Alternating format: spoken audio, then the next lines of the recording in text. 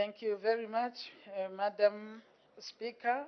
I was just referring to the members' debate, particularly on gender issues, with a number of concerns raised. But it is important to note that the members have also noted that the allocation to the gender division has completely improved. And this is the intention of this government, that the gender issues will be looked at very, very seriously. I was also saying in the speech that I read in the policy statement, I think there was a lot of indication of the kind of sub-programs that will be carried out during this year under the gender division. There will be a number of issues. The women empowerment is there. Remember, we have said even the free education that has been put in place, it also helps women, the girl child, particularly the issues referred to by Mr. Chivuye, where he talked of the children getting pregnant. Being in school is one way that we keep children away from these vices that children are involving themselves in. We have also stated that there will be support to women's livelihood programs. We will also encourage women to participate in politics.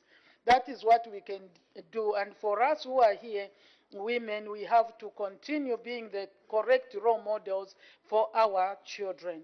Yes, there was a debate on how evil some gender is, and how dangerous and how divisive and so on. They are our partners. We plead with them that they should be accommodating to women because they can't do without us. But there is really a lot of need to look at these gender issues, and we agree with you. This division will really work hard to do more.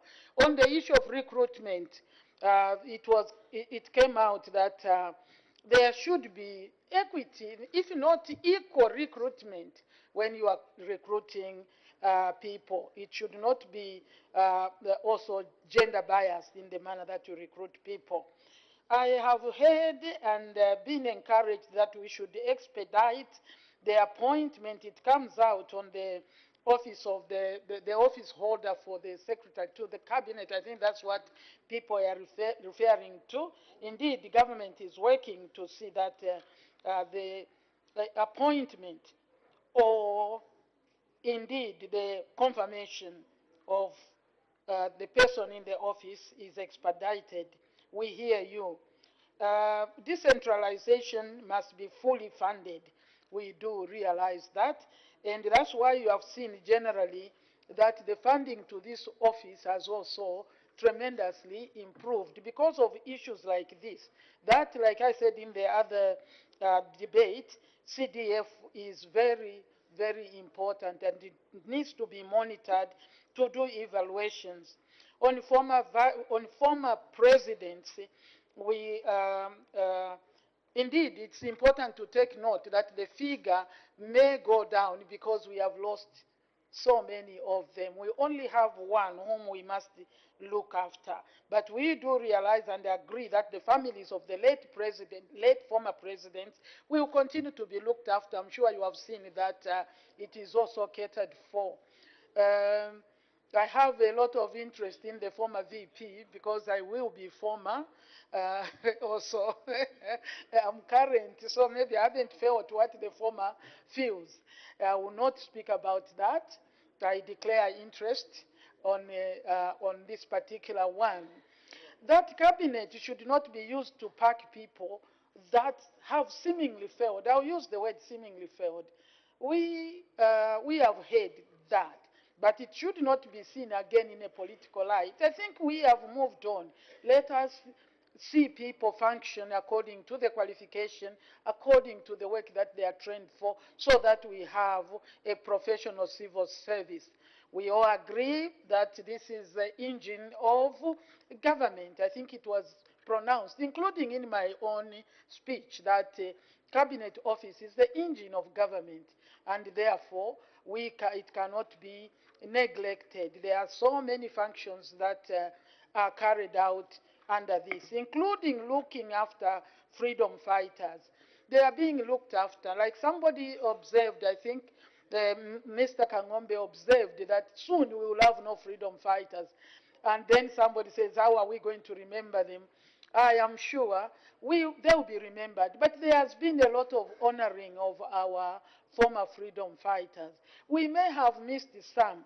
One member, I think is Mr. Munsanje, bemoaned the fact that they had submitted. Honor the Vice President. We are looking at Standing Order number 204, Parliamentary Decorum and Etiquette. And we'll go straight to number S. No, that is number T. A member shall not talk to other members in a manner that disturbs the proceedings of the House. There are a lot of side talks. We can hardly hear what Her Honor the Vice President is saying because of the loud side talks that are happening. It even further says, if it is unavoidable to consult one another during proceedings, a member shall talk in a very low voice. That is what your standing order is saying. We are not denying you not to talk, but it's saying in a very low voice. So can we please observe that standing order so that we make progress? And the people should be able to get us what we are debating from this House. Her Honor, the Vice President, you may continue. Thank you, Madam Chairperson. I was just about to refer to the Honorable Member, Mr.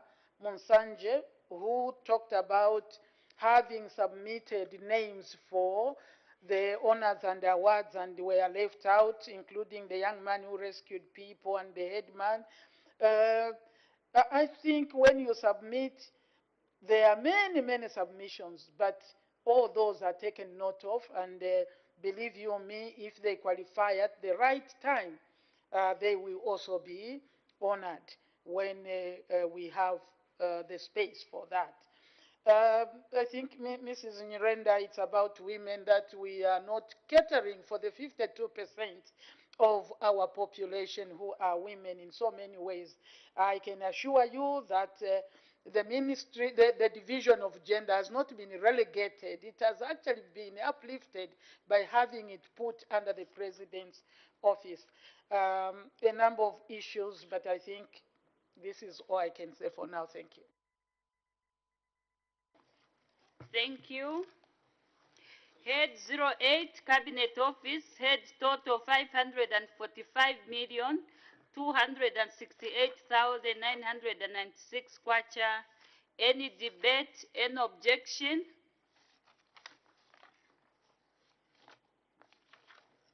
The question is that head 08, Cabinet Office, head total 545,268,986 kwacha stands part of the estimates.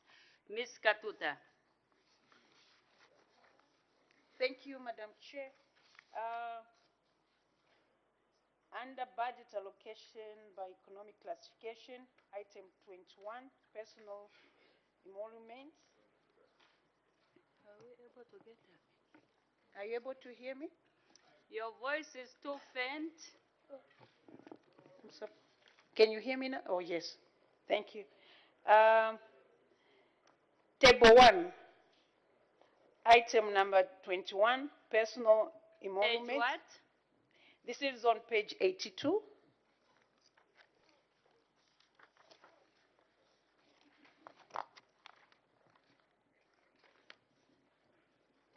Yes, you can go ahead. Yes. Item number 21, personal emoluments. I'll just go to 2022. Approved budget was 42,501,498. 2023, it has increased to 102,954,568,000.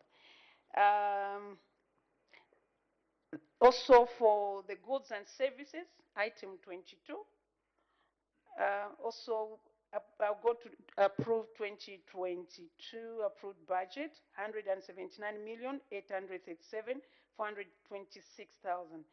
And the budgeted for 2023 is now at 400,338,510. Madam Chair, I would like to find out why there's so much of escalation in the budgets, especially on the item number 21 and item number 22. If you look at the increase, it's more than 100%. It's almost 200%. For goods and services, almost, I think, 300%. I would like to find out why it's so. I honor the Vice President.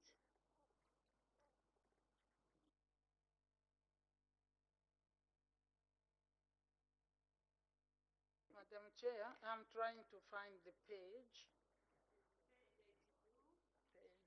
Page 82, table 1.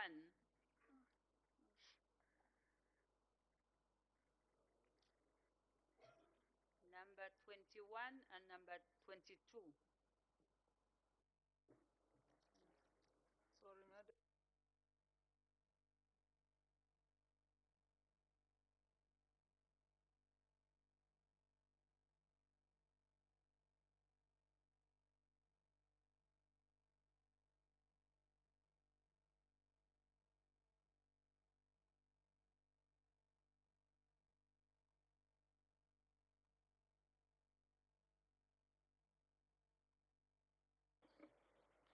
Thank you.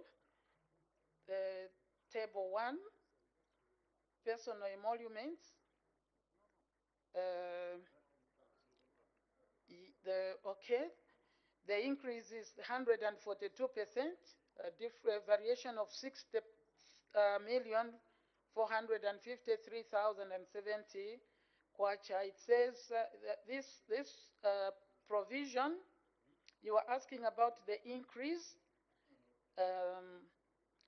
The provision is meant to cater for salaries and emoluments. The increase is attributed to, 1, two issues: 2, improvement in the salaries for members of staff earlier in the year. That is one reason. The other reason is structural changes owing to the expanded mandate of Cabinet Office. Cabinet Office has some grant-aided institutions such as the National School of Government and the Public-Private Dialogue Forum. All these will fall under this in the area of personal emoluments. Thank you. Mr. Mshanga. Thank you very much, Madam Chairperson. Your Honor, the Vice President, on the next page, that is page 83.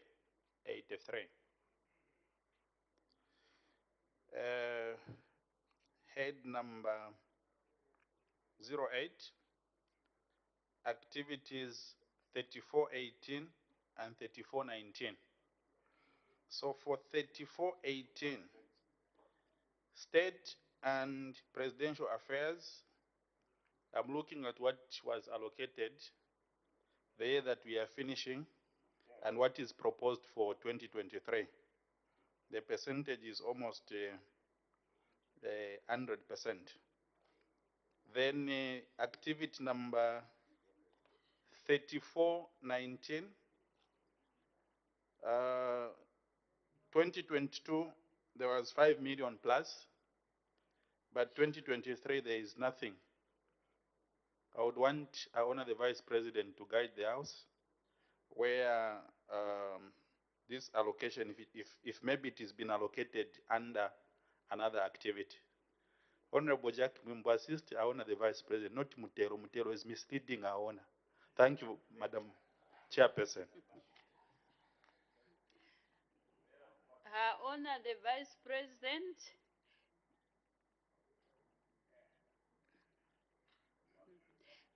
Maybe you can also take into account the second part of the question that was raised by Ms. Katuta, why the amounts on the goods and services has also gone up. Thank you.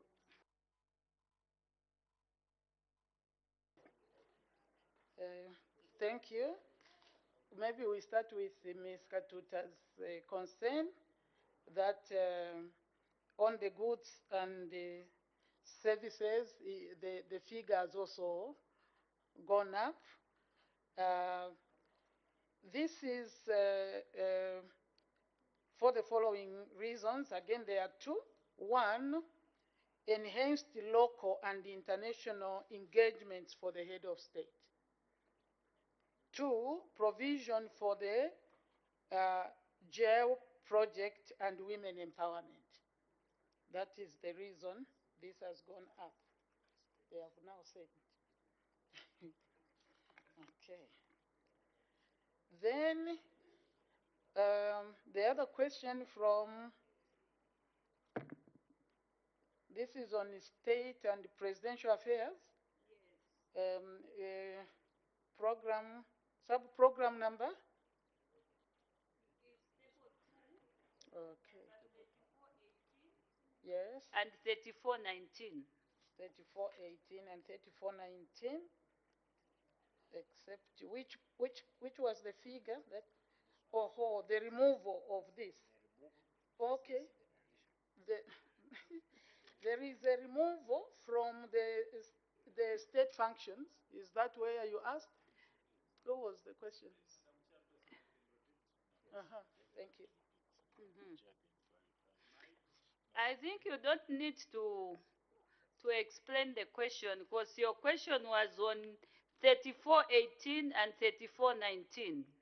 You wanted to find out why state and presidential affairs, the amount for last year was 143,208,001, and it has increased to 34,178,779.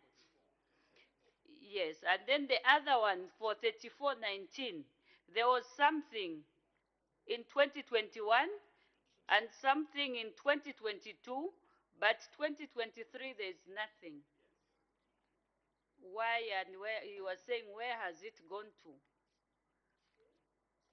Thank you, madam. The first one is why the increase from 143 basically to 344. The increase is attributed to the increased level of local and international engagements. This is what I said. This is under 3418. And then the other one is under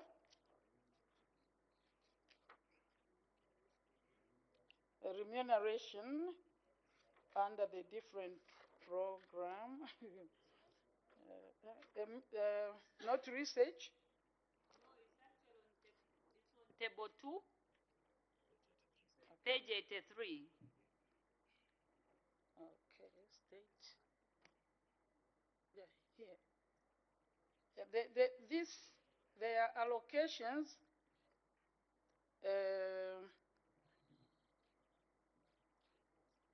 No, this is where there is nothing. Where is it?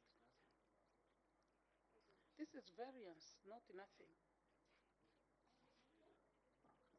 Where I'm reading, what is not there is the variance, but there is still the same figures that were there last time. Maybe, please, let him come again, because I'm not saying that. Okay. Mr. Mshanga, can you help us? Thank you very much, your first Madam Chairperson. Your Honor, the Vice President, if you have the yellow book, I'm on page 83. Yellow book, page 83.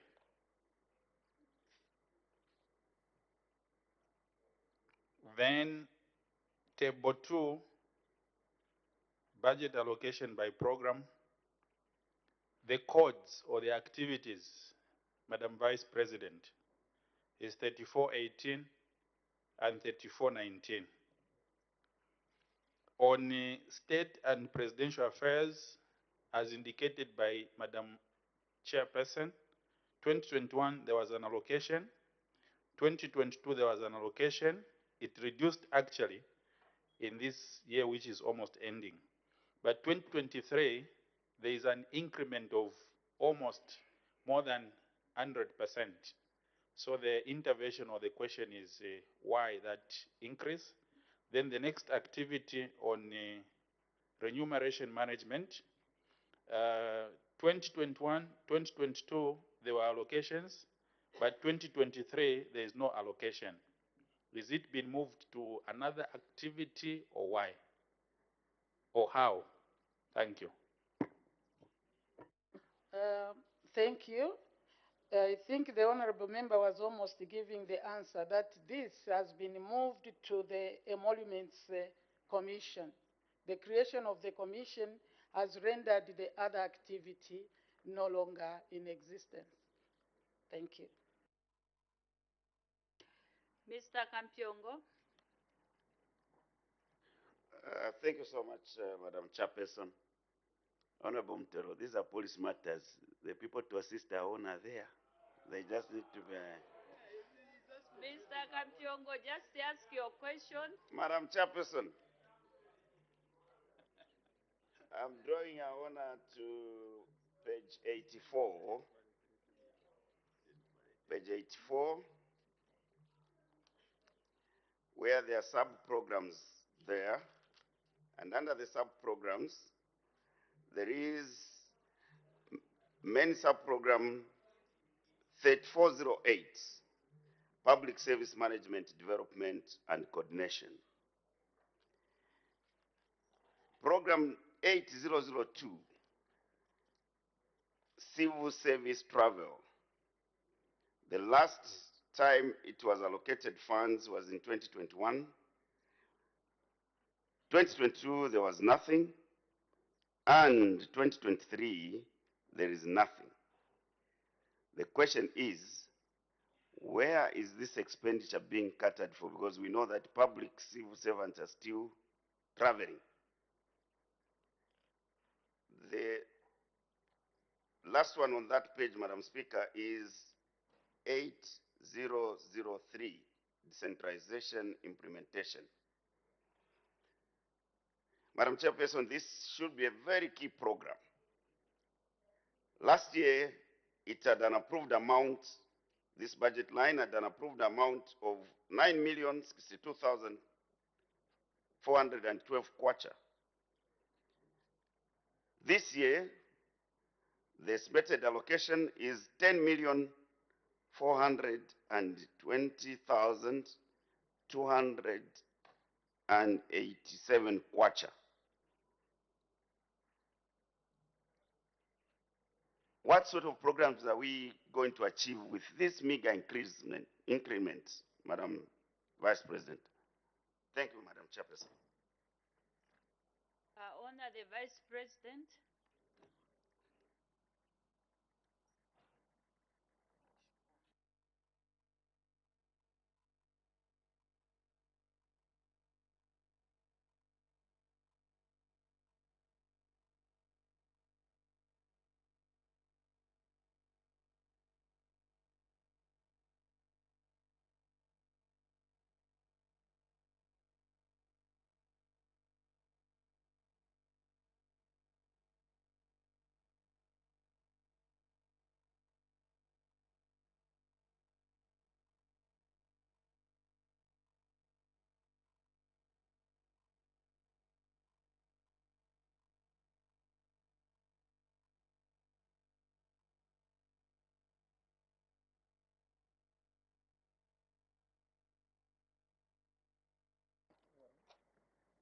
Thank you. We are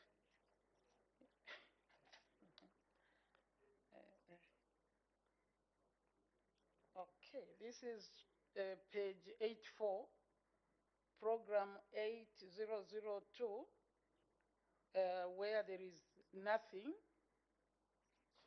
I don't know the question. The sub-program has been moved to management and support services as a grant-aided institution. I hope it gives the answer. This is the civil service travel. Is that what you are referring to? Yes. The sub-program has been moved to support services. And then decentralization implementation, you are saying There is an increase, no. There is an increase of 1,357,875, 15% increase.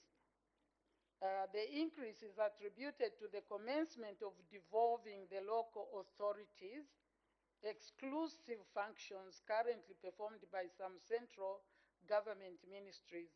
Capacity building will be intensified to ensure effective integration of functions and human resources.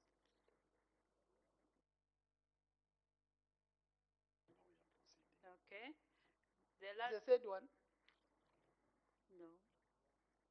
The last one, Mr. Kafwaya.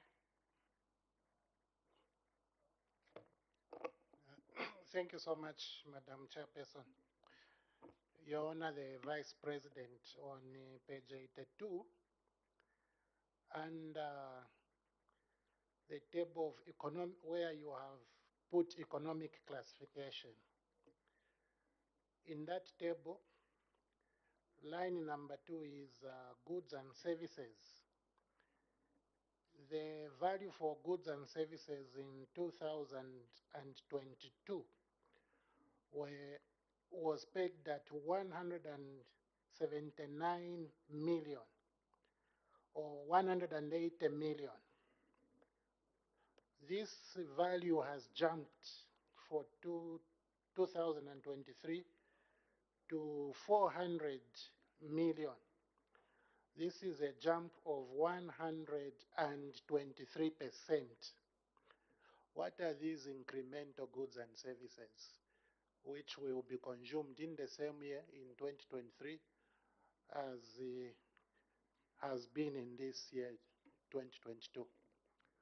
Thank you, Madam Chairperson. Thank you. The same question that was asked by Ms. Katuta.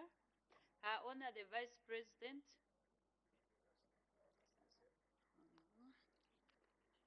Thank you. On goods and services, under economic classification, the provision, I hope I'll be answering the question. the provision, because the question may mean something else, but I'll read what is here. The provision is meant to cater for the general operations, which we know, of Cabinet Office as well as execution, but the increase is as a result of, one, enhanced local and international engagement for the head of state, two, provision, this is the one, provision of the Jewel project and women empowerment. I hope that is where. Mr. Mkosa. I hope it's a different question now. Different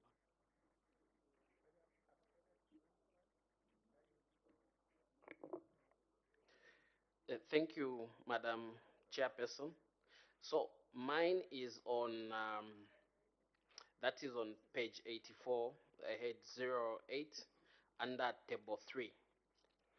Also under program 3466, that is gender equity and equality. Then when we go down, the specific sub-program is sub-program number 009, which is women empowerment, which has been given 15 million in 2023. But when we look at 2022 and 2021, there is nothing that was provided for this program. So what activities will be happening under this 15 million, which were not there in 2021 as well as 2022? I thank you. Her Honor, the Vice President.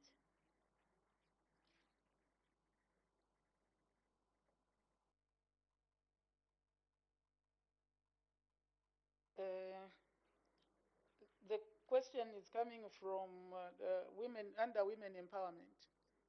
Yes, the budget allocation here, you said in 2022 there was nothing. Now we have 15. Yes, this is a new program and is meant to facilitate for the empowerment of vulnerable women clubs and cooperatives. Thank you. We move on.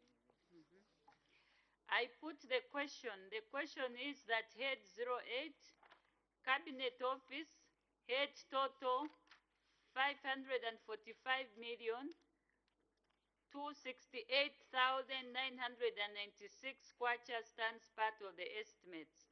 As many as are of that opinion say aye. Of the contrary say no.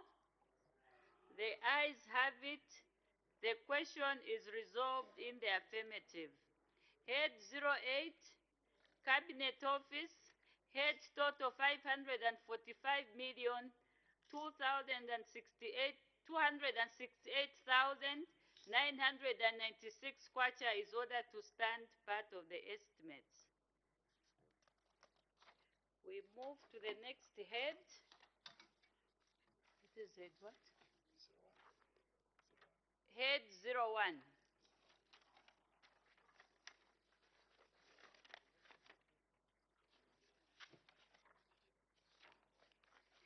Head 01, Office of the President, State House. Her Honor, the Vice President, Policy Statement.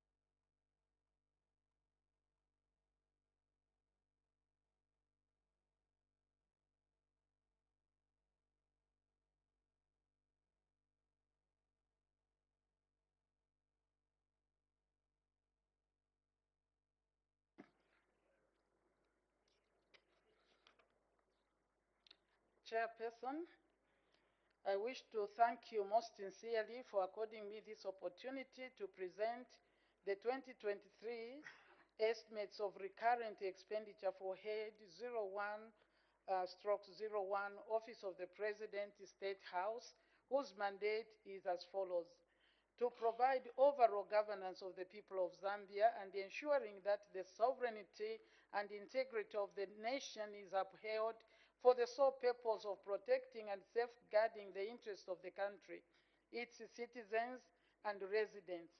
The mandate of the President of the Republic of Zambia is derived from Article 91 of the Constitution of Zambia as amended by the Constitution of Zambia Amendment Act number 2 of 2016.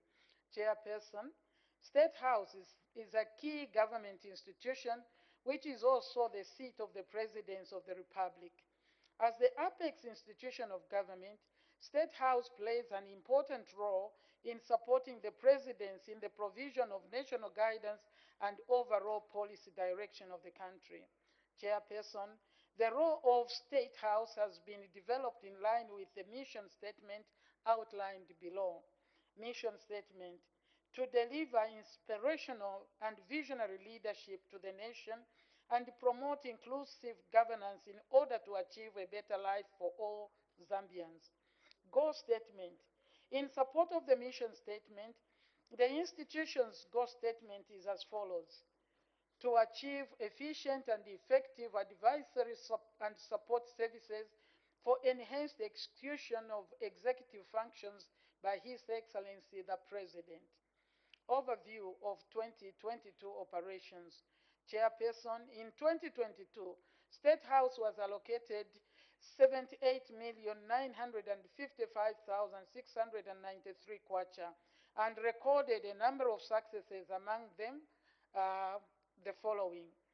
A, advisory services. 1, provided leadership in engagement with international bodies, including the International Monetary Fund, which led to the approval of the extended credit facility for the next 3 years. 2, provided leadership in the formulation and implementation of the policy on free education. 3, provided leadership in the employment of education and health staff. 4, provided guidance on enhanced utilization of the Constituency Development Fund. 5. In conjunction with Cabinet Office and other stakeholders, established the Public-Private Dialogue Forum. 7. Provided leadership in line with the Local Government Act to stop the management of markets and bus stations by political party cadres. 8. The President assented to 22 bills, including the Children's Code, which consolidates the law relating to children and provides for parental responsibility, custody, and guardianship. B. Human Resources and Administration. 1. Implemented the revision of the State House staff structure. 2.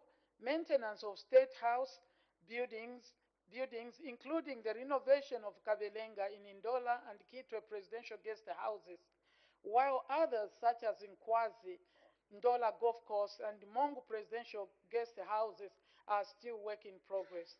3. Capacity building of State House staff in short and long-term programs so that they can efficiently and effectively perform their roles. Challenges: the continuing presence of the COVID-19 pandemic, albeit at a reducing scale, had some adverse impact on the implementation of the institutional mandate.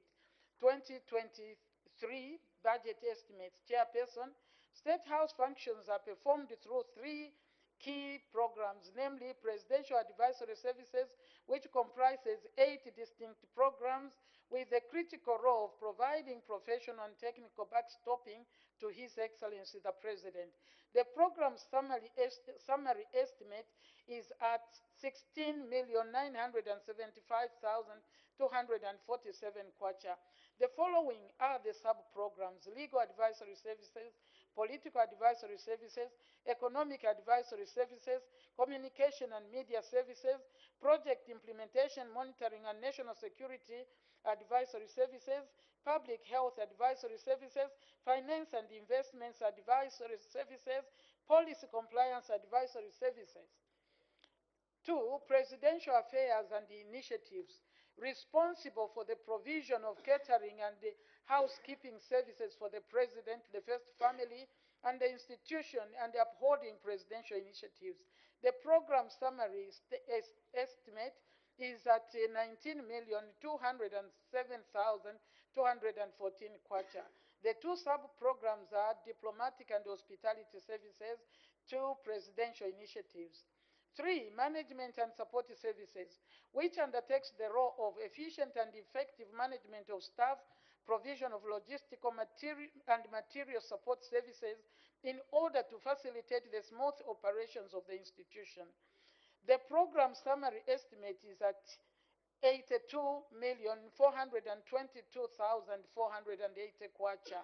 The sub-programs are the following: Executive Office Management, Human Resource and Administration, Financial Management Accounting, Financial Management Internal Audit, Procurement and Supplies Management, Landscaping and Gardening Services, Transport Management, Records Management. In summary, the State House operational budget estimate for 2023 amount to 118,604,941 kwacha. Chairperson, the budget estimates before this August House will enable State House to facilitate efficient and effective operations as well as address personnel emoluments and outstanding bills.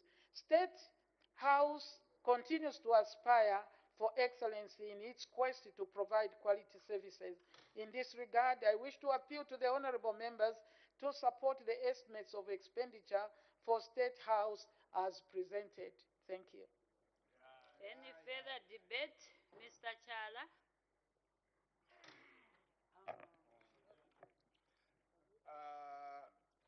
Thank you, Madam Chairperson, to give me this opportunity to debate on this very important institution expenditure for the President. The Chairperson, I stand here to support this expenditure, not anything else, but one thing. Madam Speaker, Chairperson, we are talking about the State House. We were told here that the State House is in a deplorable state. It can't be occupied. It's not fit to be occupied by human being. Therefore, as we are supporting this budget, this expenditure, I would love, Madam Chairperson, that the government take this responsibility to rehabilitate this State House. Because we are talking about the State House, which is in a deplorable state, which cannot be occupied by anyone as the president. What I want to say, I'm not saying if this State House is rehabilitated, I'm not saying the current president should move there. At the moment, we have closed the chapter. The president is comfortable from where he's coming from. But I want to say this, that there is always, and what I could just say is that we need to understand that power is temporal. So there will be a 80th president. So this 80th president must find that State House in a good condition. That's what, because this 80th president may not come from Lusaka, may not have a house in Lusaka, may come from Shangombo, may come from Mufumbwe, may come from my village, Kanshanda's village, Chipiri, where, or Chienge, or Kaumbu, where is he going to be staying? So what we want, as we are supporting this, it is a very, very important institution. We need to ensure that the executive looked into this problem and sorted it out. And I'm expecting the honor the vice president to come and make a statement here that now it has been done. That's what I'm expecting by supporting this very important expenditure on this institution. Madam Speaker, Madam Chair, it's very, very important. When we are here, let us do something which is beneficial for everyone. We have to look for today, we are what we are. Tomorrow, somebody must come and say, thank you. You have done what you have done. You have rehabilitated the State House. So my emphasis, my support on this expenditure is about the rehabilitation of the State House to be ready for the 80th President of the Republic of Zambia. I thank you. Thank you, Ms. Katuta. Thank you, Madam Chair, for giving the voice of Chiengi to debate on this very important statement given by her owner regarding head number 01, State House. The previous, the one who has just spoken, I think he's taken some of my points. When we came to this house, Madam Chair, we were told that the head of state could not move to State House because of the condition of the State House. And now we've seen some, now we're going to the third year. So what my firm belief is that that house is the house of the nation for us Zambians. Now, I'm wondering where these renovations are being done. Are the renovations being done at Community House or where? Because it means we'll have to have another president coming who's going to be at State House, and we need to do the renovations. Now, what happens to the monies that the government has been using to renovate or to put up all the security things at the community house? Because thereafter, it will be a private house. So I would like just to find out who is doing renovations, and thereafter, is that going to be a government property? Because it's the money that is coming from the government.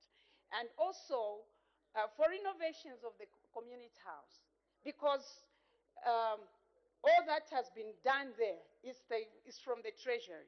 So I would like to find out these renovations that is in the statement, that the money has been, has been spent also on the community house and the other house in Ndola. And I would like to know if in Ndola, there the head of state does occupy the house when he's working in Ndola. Because what I know is that there's no one who lives in that house. So why are we doing renovations to these houses? I thank you, Madam Chair. There is a point of order. Mr. Hamwata, what is your point of order? Thank you, Madam Speaker. I rise on a point of order. 65.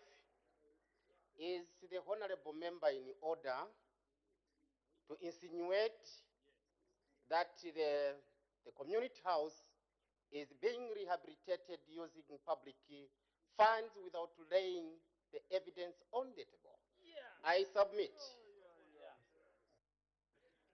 Thank you. Thank you, Honorable Member. What I can say myself, I do not have an answer. I'm going to reserve this ruling so that we investigate the matter further and come back to this House with a correct information. Thank you. Mr. Kafwaya.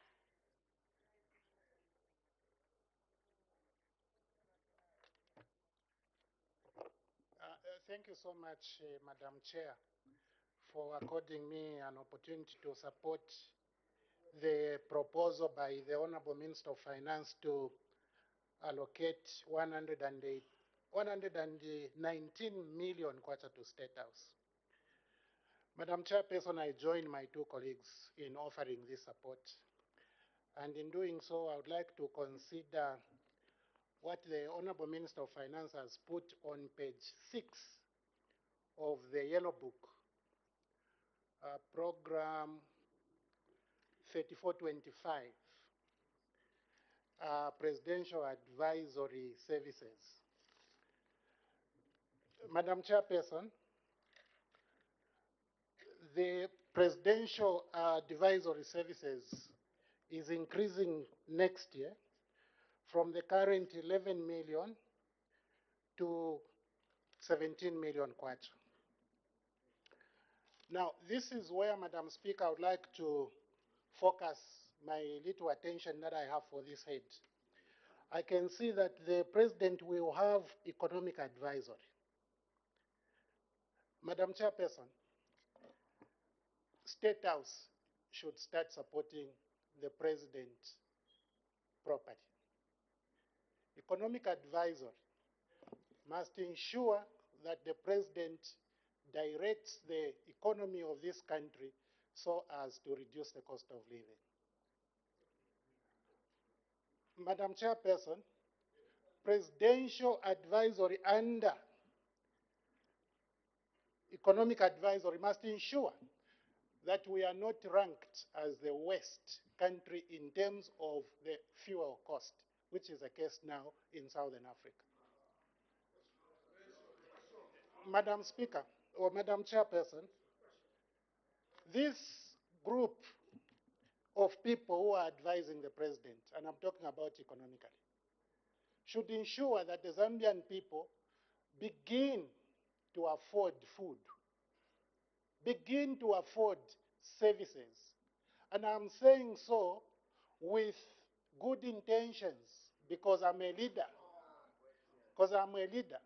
And I know that the people of Zambia are suffering. They are, in case some colleagues, and I can hear questions, particularly from my colleagues at the UPND, they think that the people are not suffering. This is why they are saying question. When I acknowledge the suffering of the people, let me urge my colleagues, the advisors to the president. Advise the president, my friends, so that the president becomes aware of the pain that the people whose houses were demolished in Chingola are going through. Advise the president the pain that the people whose mobile money booths were destroyed are going through, so that the president takes appropriate action. And appropriate action might just be to assist those people to reconstruct their homes. Assist those people to rebuild those Airtel and the MTN money booths, so that they can be reemployed. Madam Speaker, under economic advisory, there is pain. I can see that on the same there is political advisory. There is political advisory, Madam Speaker. And just yesterday, we spent time to talk about the Electoral Commission of Zambia. When we discussed the Electoral Commission of Zambia, there were things which came out. But it is these same friends of ours who advised the president to go and campaign in Kavushi when they knew the people, there were people who had resigned from the election. Madam Chairperson, I actually don't understand. I actually don't understand why people are questioning things which are clear. Things which are clear. And they are talking about me having been voted out.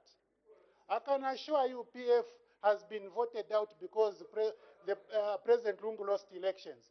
But we have a role to assist the current president to perform for the Zambian people. Let me be clear. I have a small mandate because I was only elected in Lunte. It's a very small mandate. But by virtue of that mandate, Madam Speaker, you provided this platform for me to speak for the people of Lunte as well as the Zambian people, and I live among them. I feel their pain. I feel their pain. You cannot say that it was proper advice to have the president keep on campaigning in Kavushi and Kwacha when participants have already resigned from the election. Madam Chairperson, the issue surrounding political advice to the president, everyone recalls what happened in Kabwata. Everyone recalls what happened in Kabwata, where there was an audio. Madam Chairperson. Order, Mr. Kafwaya. There is a point of order by the Honorable Minister of Home Affairs. What is With the your point indulgence, of order? Madam Speaker, I'm not raising a point of order. I just want to indicate that I want to debate. Oh, okay. Sorry about that. Where is the point of order coming from? Who? Mr. Munsanje, what is your point of order? Thank you so much, Madam Chairperson. Point of order on the 65, relevance of debate or contribution. Madam Chairperson, the honorable member who is on the floor is gone off track, talking of a lot of irrelevance, and with lack of facts. Madam Chairperson, is the member in order to mislead this House and the nation at large on how he's talking about the president campaigning in Kavushi when there was a very clear court decision that came and resulted in those developments. The member debating is trying to mislead the House. Is he in order? Honorable members, from what I'm seeing now, we had the head 05 yesterday. which was covering every aspect of the elections, the Electoral Commission of Zambia. But again, we are finding ourselves under State House, bringing the same head 05, into State House. Can we please stick to the head, that is State House, keeping in mind that yesterday we exhausted the Electoral Commission of Zambia? Because the way I'm looking at this issue, it will keep on coming. Even when we go to other heads, we'll still be talking about the elections. Because even the people out there, I think they've gotten the message from the head, from head 05. But we keep on going back to the same. I had in fact advised, was it Mr. Msanje, when he wanted to bring the issue of by-elections, I said, no, can you please leave that aspect, because it was 100% covered yesterday. So to avoid wasting more time so that we move forward, can we please stick to the head 01, that is State House? You can proceed. Madam Chairperson, political advisor advises the President on political matters. Political advisor ensures that the President's political activities are actually undertaken in a manner that can be easily approved by the onlookers like myself. And I am happy that the allocation for next year has been increased. It is my sincere hope that the President will get proper political advice so that the President is not mentioned in audios, is not mentioned in sound bites, which are insinuating that, no, it is people at ECZ or Home Affairs who are causing a problem, otherwise we could have dealt with Hari Calaba's part. This is what I am saying. Advice to the President. I'm not talking about Kabushi. I'm talking about what even His Excellency himself made reference to when he was interviewed at the airport, Madam Speaker. Madam Chairperson. Madam Chairperson, let me move on to the other type. What is the other media? Let me move to the media, because there are three levels, as I can see on the book. Madam Chairperson, in this vein, I would like to say, I wish His Excellency the President will get proper media advice from the media colleagues whose money has been just near doubled. Because as it stands, I can assure you the President promised that he was going to be meeting the media on a regular basis, discuss. But it appears now the only way to chance the President is at the airport. And for many of us, it has become a problem. Madam Speaker, I wish to support the allocation. Thank you so much.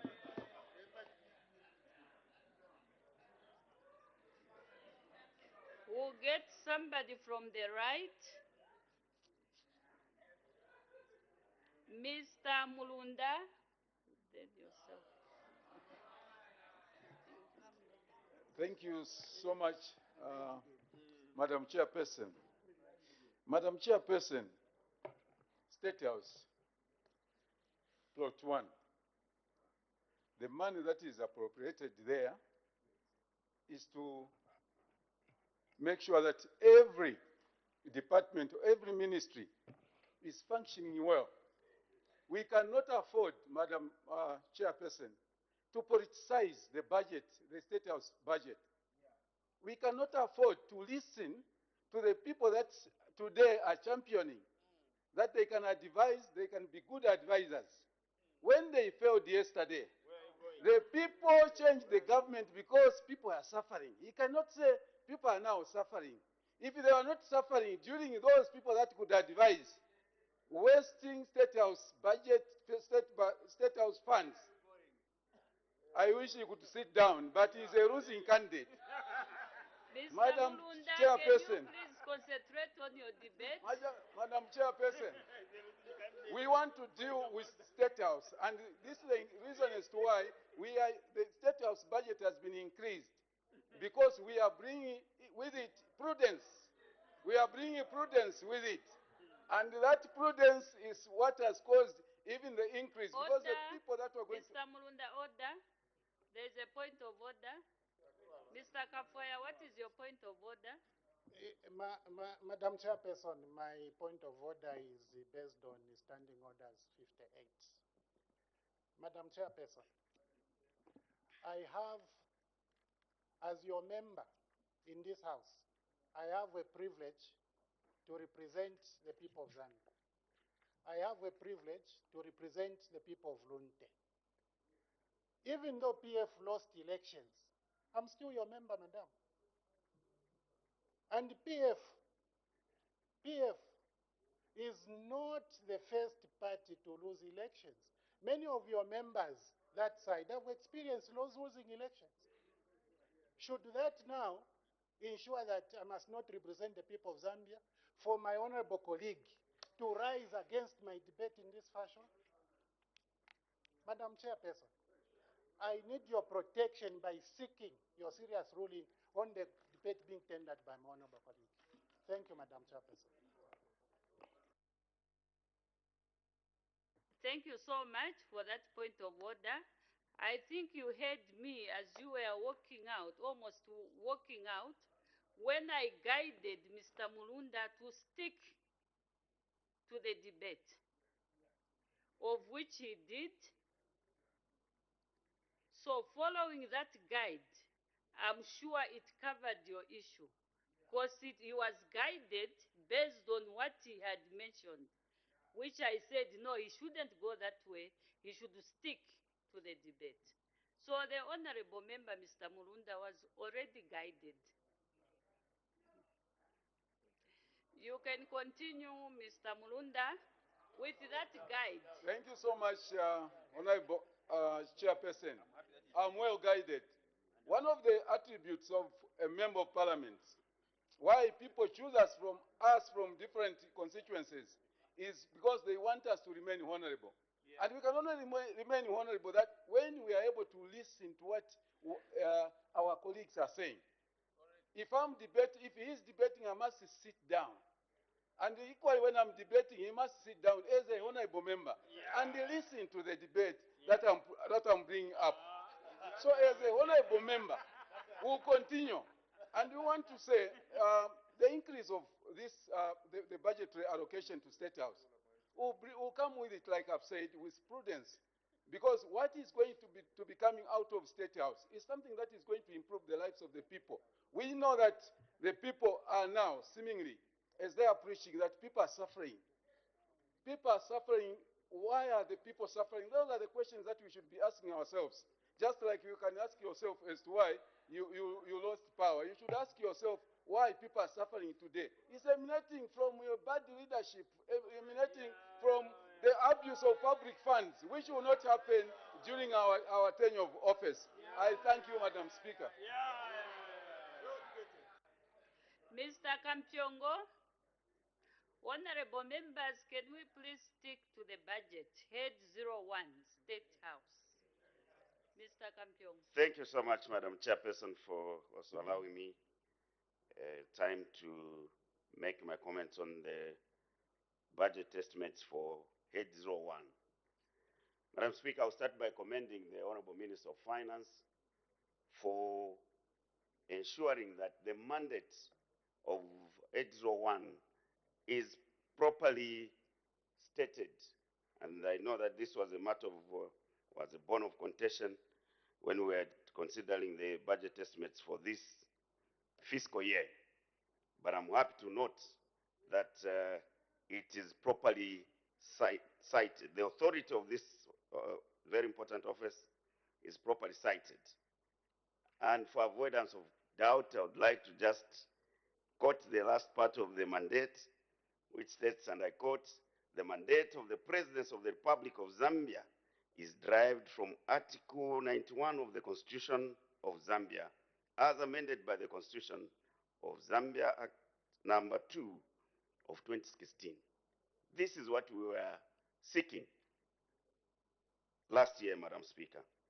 And indeed, the mandate of this office is to ensure that the sovereignty of this republic, the interest of each and every citizen are managed. And so, even as we come here with the representatives of the people, the first thing we do is to swear and to bear true allegiance to this very important office. So all of us have got a collective responsibility insofar as protecting of this office is concerned. I want to acknowledge one of the Vice President's update that State House is under renovations. But in my view, the works have delayed.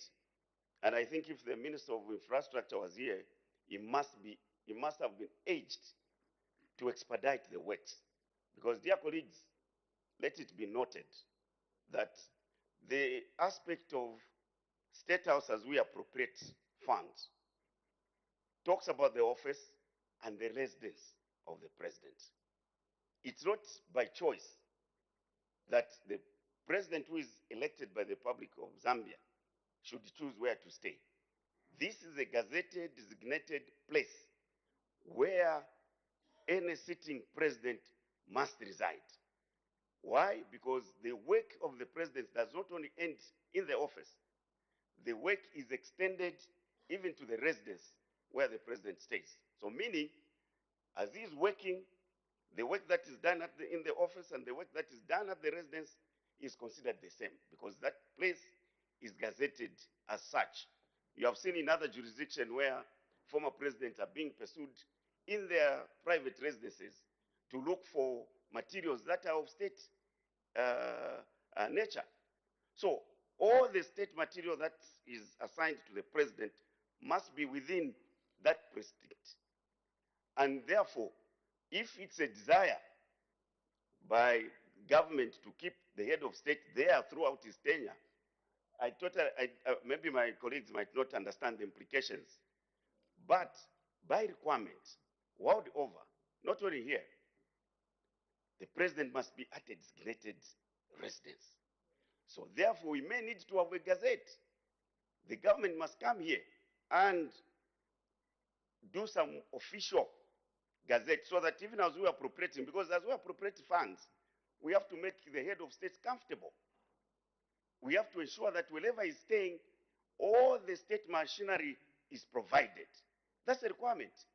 And so we can't start debating as to whether we should spend on the residence where he's staying now, because those are matters that are of public interest and the interest of us, whose responsibility it is to appropriate resources to take care of the welfare of the president and the honor of the vice president. And I'm happy that the Minister of Home Affairs is going to debate on this matter, because he has the responsibility to look after these critical constitutional office bearers. Property number 1 of the state is the presidency. Property number 2, the vice president. And that's a responsibility of the Minister of Home Affairs. And the only designated place that he has to look after these two important citizens are designated by the state everywhere. I can give you an example. The British, who we inherit most of the governance structures.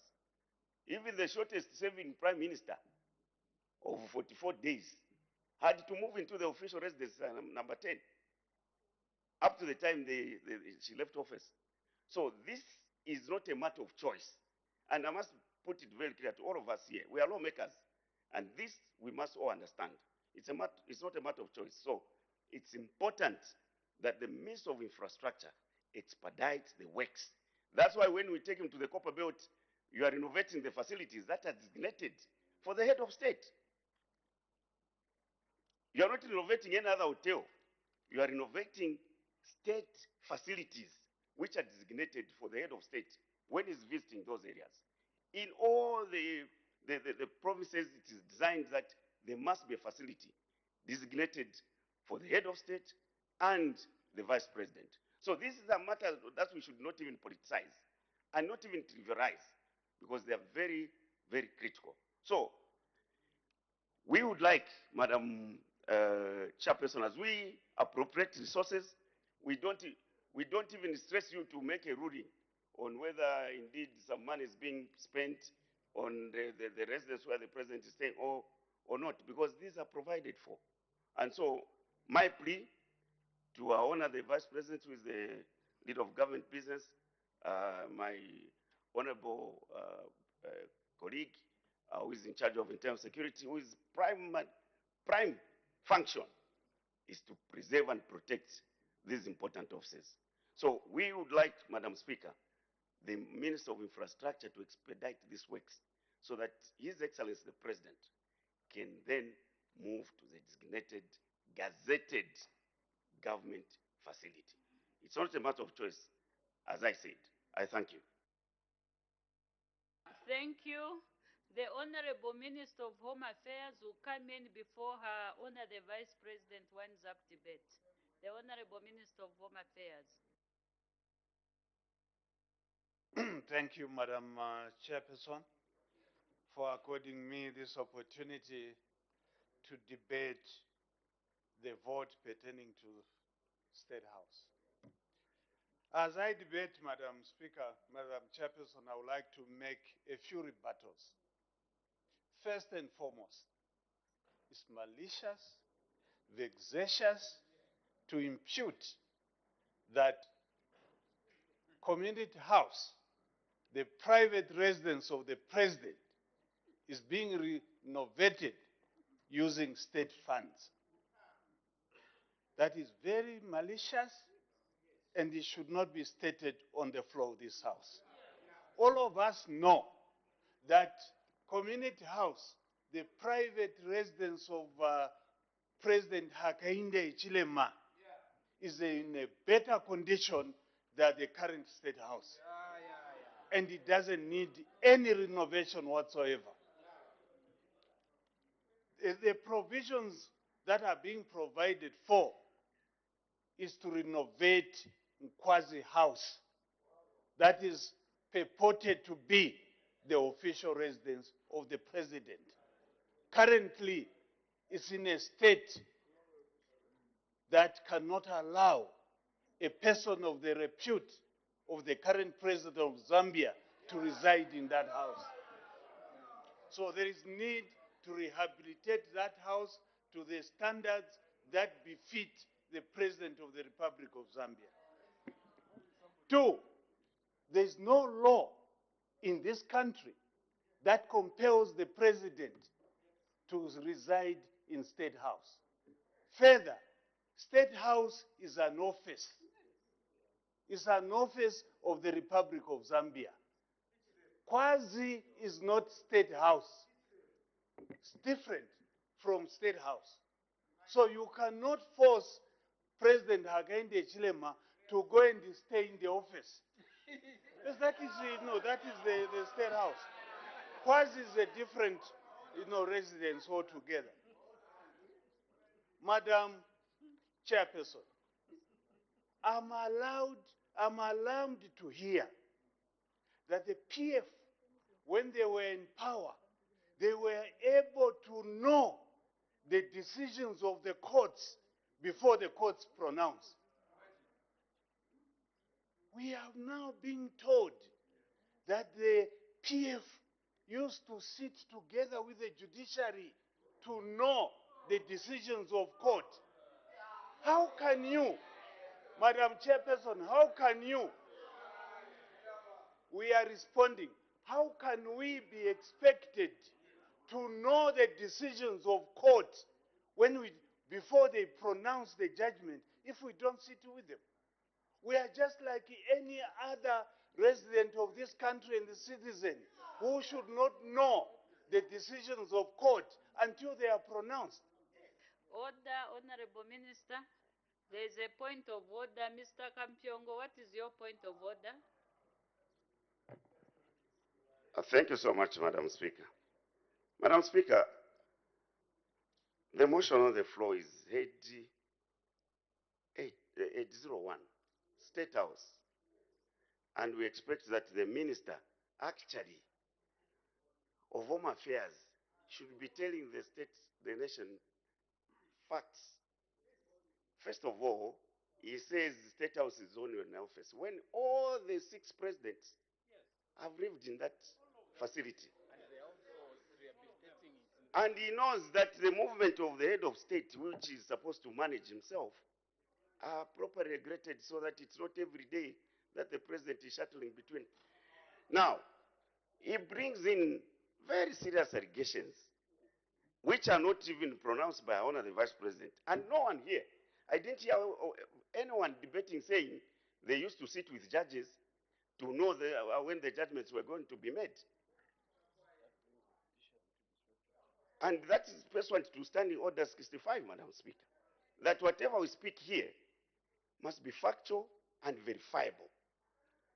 I didn't hear any member this side of your side talking about sitting with judges and knowing how the judgments were going to be passed.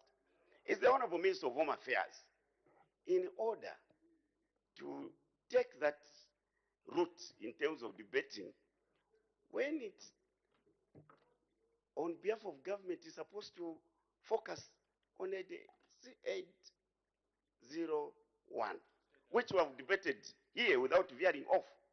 I seek your serious guidance, Madam Chairperson. Honorable members, I think this is an issue that I've been talking about, to say that let us stick to the budget or the head. And let's avoid issues that are not even supposed to be connected to this head, because it will take us miles off away from this budget. I know Mr. Kafwaya tried to bring in this and that issue, but I guided him to say, please don't go that way, because it will bring out a lot of issues. So the Honorable Minister of Home Affairs, I know there were issues that were almost raised by Mr. Kafwaya, but can we please maybe stick to the budget? That is head 01, State House. Thank you. You can proceed. Thank you, Madam Chairperson, for guidance. I'm aware that Honorable Kafwaya was saying, Madam Chairperson, that the president should have known the judgment of court before proceeding to Kavushi. And I'm making a rebuttal and a response on behalf of government that this government would not know the judgments of court until they are pronounced. And hence, my implying that our colleagues should have known what was happening that particular time. I now proceed to the other issue. Our colleagues, Madam Chairperson, made imputations on the character. Order, Honorable Minister, is it on the same issue? On the same issue? What is your point of order?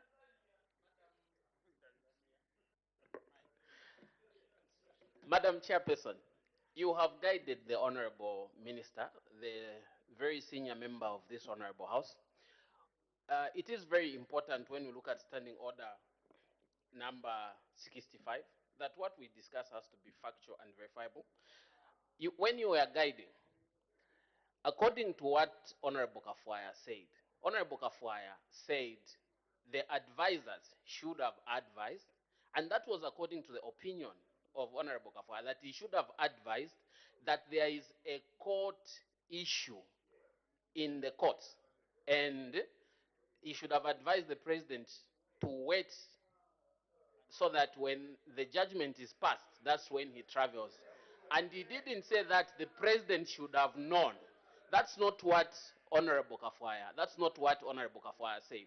So is the honorable member who is debating, who is our senior member of parliament here, in order to misrepresent what Honorable Kafwaya said, and also mislead this house as well as mislead the nation, also bringing the name of the judiciary in disrepute. I thank you, Madam Chairperson. Mr. Mkosa, the issue that we are talking about, the one which I said I had guided Mr. Kafwaya not to go that way. Now you are bringing it back, clarifying it even further. That is like you are inviting the Honorable Minister again to come and respond. So this issue will continue if we don't stop like I guided. So can we bury that issue? And in fact, I heard the Honorable Minister who said, no, I'm now moving on to another segment. So can I please allow the Honorable Minister of Home Affairs to continue so that we allow her Honor the Vice President to wind up debate? Thank you, Madam Chairperson. Madam Chairperson, I was saying that imputations were made on the character of the advisors to the President, in particular their competencies regarding the advices they give to the President. I wish to state without any fear of contradiction that the advice the officers at State House give are very professional and very profound in the state of things. One, the advisors to the President advise the President that CDF must be increased so that we alleviate poverty in this country. The advisors to the President have advised professionally to the extent that the dollar is now stable, the economy is stable, inflation has reduced to a single digit because of the advice of the officers at State House. The officers at State House, Madam Chairperson, have professionally advised to the extent that inflation is at single digit. It's a fact. These advisors have advised that it's not prudent to use a private jet to tour other countries. They have advised the President that he should use commercial transport in order to save money. That is prudence. The advisors have advised the President that he should not carry huge delegations as it used to be in the past, where more than 100 persons used to accompany the former President. That is prudence. The advisors to the President have advised that the President must ensure that he maintains a lean government, and that is that prudence. The advisors to the President, Madam Chairperson, have advised that every constituency in this country should receive a police vehicle. That is prudence. The advisors have advised that all constituencies must receive a utility vehicle. That is prudence. I've never heard of any president in the immediate past who have been very prudent in the management of this country. It is the result of the officials who are at State House. We have never heard of a situation where advisors to the President would go to a club and start beating patrons. It has never been heard of.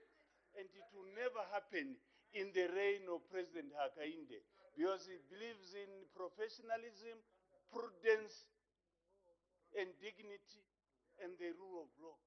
It's because of the advisors at State House. Madam Speaker, the President has directed there will be no cadarism in bus stations and the markets as it used to be. That is prudence. And that is why we have that President in State House. I thank you, Madam Speaker. Thank you. Her Honor the Vice President wind up debate. Thank you, Madam Chairperson, and I thank all the honorable members that have debated. This has been fiercely debated and with the least number of debaters since we came this afternoon. What I see that has come out very strongly is more on the renovation of the house. I'll just pick one statement, madam, that on the renovation, I think what I get is that it has taken a bit long. We should expedite the completion of the rehabilitation of State House so that it is conducive for the president to reside there. We hear you. I heard something else that the community house is being renovated and that what happens after the president is no longer in office. I think I just want to state that I am not aware of community house using public resources for renovation. Any works that are going on there, on that as a private property, is also private resources. Renovations that is using public resources, State House, and the other guest houses that I mentioned in the statement that I gave. The issue of advisory, I think the colleague has stipulated in his own way. But listening to the statement that I gave out clearly what this advisory uh, uh, members do and the work that has resulted out of the advisory work that is given. I stated a number of points and I gave out 8 results that comes out of the advisory services. And I'm sure they are recorded because I did mention them. The issues as the Honorable Minister may have referred to. For the statement we started with, because of these advisory services, we have been able to get the extended credit facility. It is an economic advice that brought about such. We have formulated and implemented the policy on free education. It comes from advisory because that came out like the advisory services are misleading. There are 8 of them. I don't want to go through them, Madam Chairperson, because they were very, very well stated in the statement. The issue, sometimes let us not over-politicize an issue. The issue of the demolished houses in Chingola should not be brought even under this budget. Let us, all of us, abhor illegality. Let us abhor illegality, all of us. Because this is not development. If people are just going to go anywhere and they start constructing and we don't care. In fact, if there is pain in the people whose houses were demolished, that pain must be attributed to the people that allowed them to construct on a land that was not designated for that purpose. What we want this government to do is to be orderly. Because truly, the people that suffer are the people that construct. When there is a government in place, that should ensure that people live within the law. So we should not encourage illegality. The pain may be there, but it was an illegal activity that was allowed that has made the people suffer in the way they suffered. I believe that goes for the both owners. That also should not be allowed. So much has been talked about the campaigns in Kavushi and Kwacha. I'll repeat what I said before. The president was in Kavushi and Kwacha campaigning legally. He did not breach any constitutional provision or any piece of legislation. He went there as an ordinary individual, a head of state, yes, but also a leader of a political party. He went there to campaign. He was within his right. When there was a stay, the president moved away. With all those stays, counter stays that were in the courts of law, he stayed away until again there was guidance. That is when he went to the ground. Because the president and this government believes in the rule of law. And we will respect what comes out of the courts of law. And that is what the president did. I agree that we should not politicize, State House. It is for all of us. It is not a State House for a political party. It's State House for all of us. So let us continue to support. Indeed, the increase on the allocation is what you have seen, Chair, that there is an increase almost on everything. It is showing how the economy is performing, and we should appreciate, because this is going to be distributed in many to many budgets for many purposes and functions of all the other ministries and the expending agencies, so that people can function to bring development, more development to the country. And the State House is one of such institutions where money has been appropriated or at least proposed properly. The mandate is clearly stated this year. I appreciate that. Indeed, unlike 2021 and 2022, both years there was something wrong in the citation, particularly of the constitutional provision. But this government learns quickly, and we have done the right citation of the constitutional provision that gives the mandate to State House. Yeah, yeah. Basically, we are saying we hear the importance of this debate. We hear negatives, we hear positives, but we will get that which is good for the country. State House, be supported, because we can see the result of the things that are coming out of a State House. Thank you, Madam. Thank you. Head 01, Office of the President, State House. Head total 118,604,941 kwacha. Any debate? Any objection? The question is that head 01, Office of the President, State House, head total 118,604,941 kwacha stands part of the estimates. Mr. Mukosa.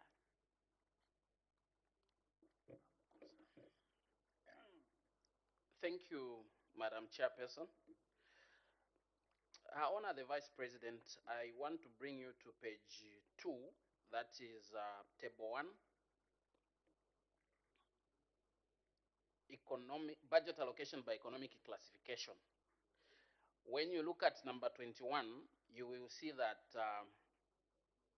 the personal emoluments has been given an allocation of 46 million, which represents an increase of over 100% from 18 million, which was allocated last year. What is it that has necessitated this increase, considering that Zambia has reduced the inflation rate, so we don't expect things to go up? What is it that has really necessitated this increase? I thank you, Madam Chairperson. Her Honor the Vice President. Thank you. The increase is due to the increase in the salaries as a result of the newly recreated and expanded units. Thank you. Thank you. Mr. Mshanga.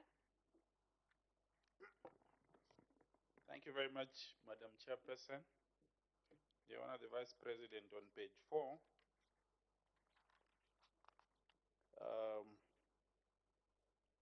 program 3499, management and support services, activity 002, and also activity 012. Activity 002 is executive office management. Then the other one is transport management. What has necessitated those increments? The year that is almost finishing, there was 14 million. Then what is being proposed is 26 million kwacha. Then the other one, there was 19 million plus. What is being proposed to be spent in 2023 is plus 30 million kwacha. Thank you, Madam Chairperson. Her Honor the Vice President. Thank you, Madam Chairperson. Under Program 3499 and the Sub-Program 002, Executive Office Management, the increase in this allocation is due to the increased management support to the newly created and expanded units. And then on transport, that is sub-program 9012, transport management. This also has increased by 55% to cater for the transport needs of the newly created and expanded units. Thank you. I put the question. The question is that Head 01, Office of the President, State House, head total 118,604,941 kwacha stands part of the estimates. As many as are of that opinion say aye.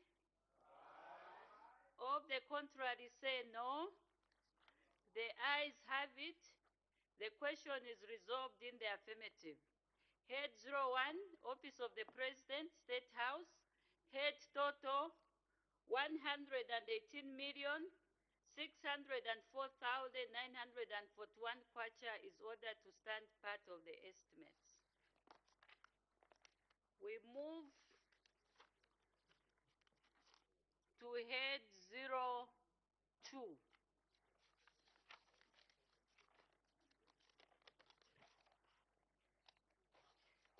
Head 02, Office of the Vice President. Her Honor the Vice President, policy statement. Chairperson, I thank you for according me this opportunity to present the policy statement in support of the 2023 budget estimates for Head 02, Office of the Vice President. The Office of the Vice President is established under Article 110, Sub-Article 1, and Article 112 of the Republican Constitution, which include functions assigned to the Vice President by the President and performance of executive functions during periods specified in the Constitution. The statutory functions of the Office of the Vice President are derived from Government Gazette Notice Number 1123 of 2021 as follows. Disaster management and mitigation, elections, honors and awards, national values, principles and ethics, national guidance, parliamentary business, and resettlement. Mission statement. The mission statement for the Office of the Vice President is as follows. To provide support services to the Presidency, facilitate the effective conduct of government business in Parliament, implement resettlement and disaster risk management programs in order to enhance good governance and empowerment of vulnerable households. Chairperson, in addition, my office has the responsibility of coordinating the multi-sectoral response to food and nutrition. 2. Overview of the 2022 budget performance. Chairperson, my office was allocated a total of 89,400,000. Honor the Vice President, as the time is now 1840 hours, I interrupt the proceedings and committee work stands adjourned. The committee will report progress and ask leave to sit again.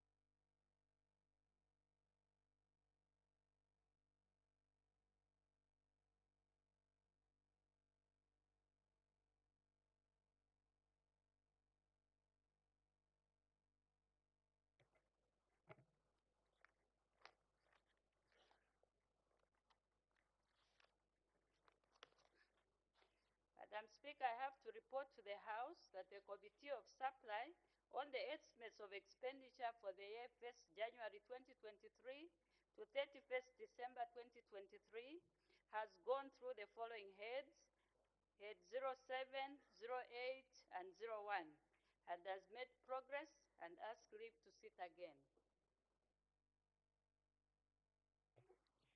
Day for resumption of committee work.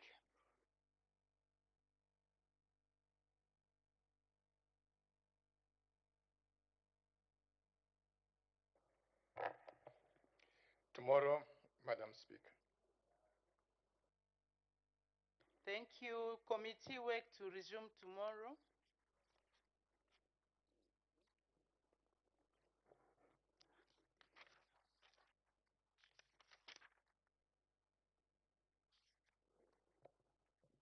The House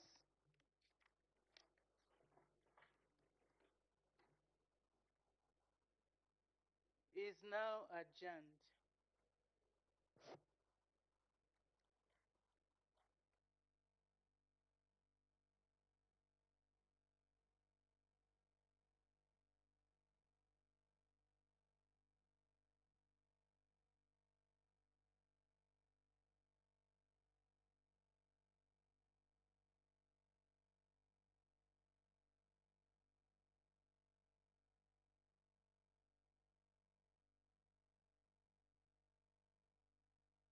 Parliament Television, the House was adjourned. At the time, business was interrupted for adjournment. It was conducting some committee work, and Head 02, Office of the Vice President, was under consideration, and the Vice President was just giving a policy statement. Let's look at what has been considered on the floor of the House today. Absolutely. Question for answer. Understanding order number 74 did come from Mr. Mukosa of Chisali. He did ask the Minister of Mines and Minerals Development, the question in three parts: whether the government is aware that Consolidated Copper Mines Investment Holdings, ZCMIH, was on Tuesday, 4th October 2022, sanctioned by Euronext Paris, a French stock exchange company, by transferring its listed shares to the penalty bench on non-compliant issuers for breach of compliance rules of the company. And in response, the minister did say that government is aware that the sanction by Euronext Paris, a French stock exchange company, on transfers of its listed shares to the penalty bench or non-compliant issuers for bench of compliance rules of the company. The sanction is as a result of the delay in issuance of the 2021 financial statements, which would have been issued by the 30th of June 2022. The big part of the question, the Member of Parliament Fortune Sally wanted to find out if so what urgent measures the government is taking to make ZCCM compliant and retain investor confidence. And according to the minister's response, did say that to redress the situation, ZCCM HI engaged with Euronext Paris Stock Exchange officials. In this regard, ZCCM HI issued provisional accounts for 2021 within the month of October 2022. The issuance of the provisional accounts is for Euronext to initiate the process of removing this sanction. In addition, as a way of mitigating this sanction, ZCCMHI has put in place measures which include early commencement of the group audit to issue financial statements within regulatory requirements.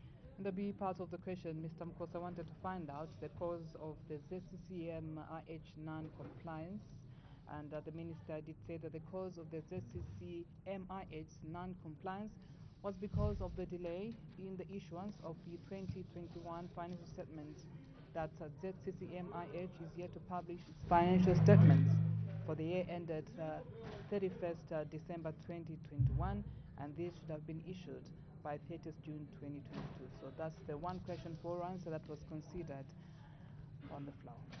There was consideration of three bills that came at various stages, and the first one was the Zambia Development Agency Bill, National Assembly Bill number 19 of 2022, which came up at committee stage.